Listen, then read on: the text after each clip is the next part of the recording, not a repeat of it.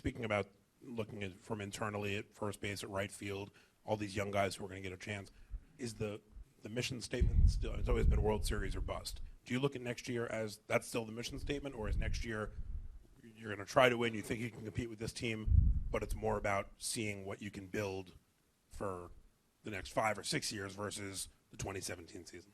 I mean, the best way for me to answer it is every decision that we have to make, whether it's, deciding to retain support staff, coaching staff, manager, anybody in the front office, obviously most importantly the players, every decision is designed to, is this get us closer to being the last team standing, and that's the approach that's got to be taking place.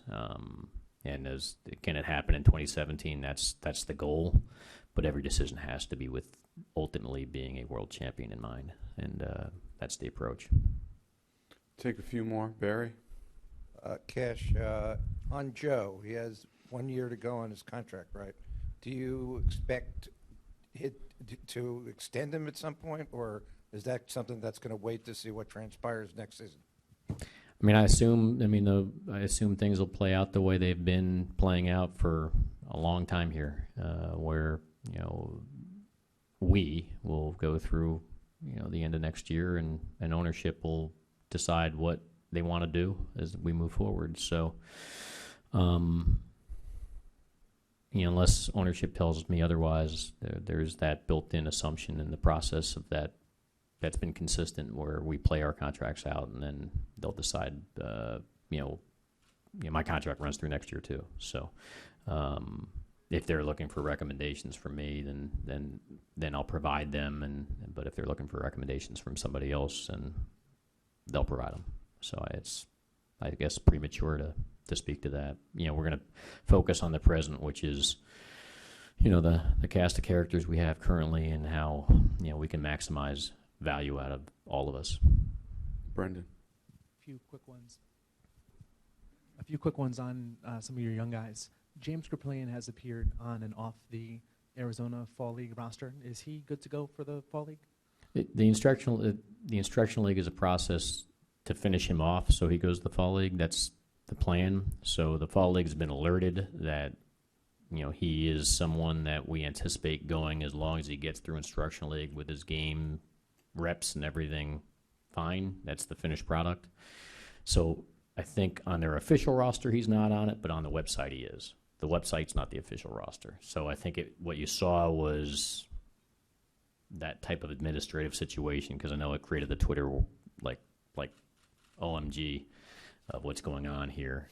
Not here to represent that he gets through instructional league fine. So far, so good. He's been great, and without incident, without issues. And so the hope and expectation is that he toes the rubber, in the Arizona Fall League for us, and makes up for lost time, and before he shuts down for the winter.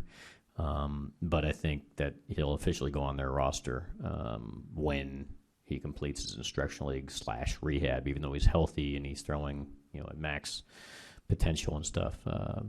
That's what's going on. It's more of a, I guess, website roster versus official roster that everybody's paying attention to. But it's more of a rehab situation. Once he's finished, then he'll officially go on. You mentioned a few guys for your right field mix in spring training. One of the guys you didn't mention was Clint Frazier. Do you see him as an option for opening day next year? I wouldn't think so. I would think that he's got more development to do. He's exciting young talent.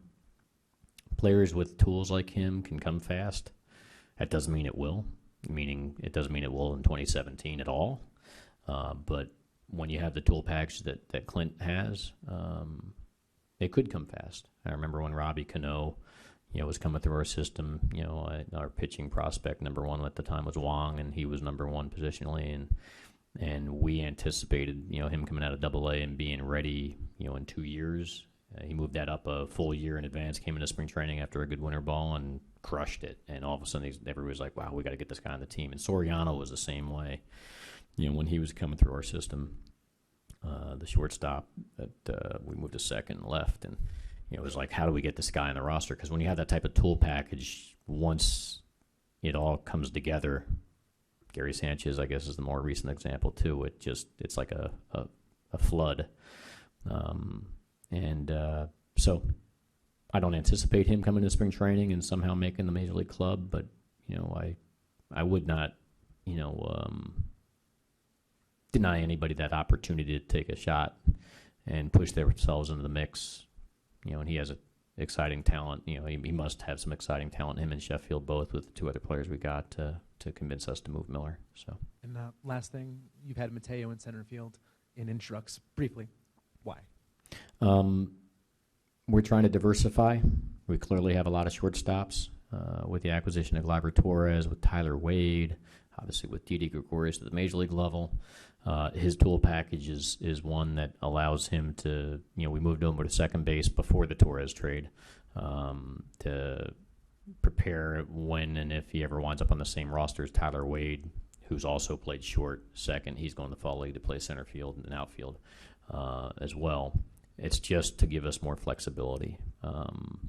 He's played shortstop, second base, DH, and center in Instructs, but we're just giving him a crash course. It's something that's been part of the evaluation process of him from the beginning, that shortstop, but you could always move him to center too, depending on the rest of your roster. And so we're just wanting to see, where it's in our best interest to have him as we move forward, how he responds, what it looks like, and that's all we're doing.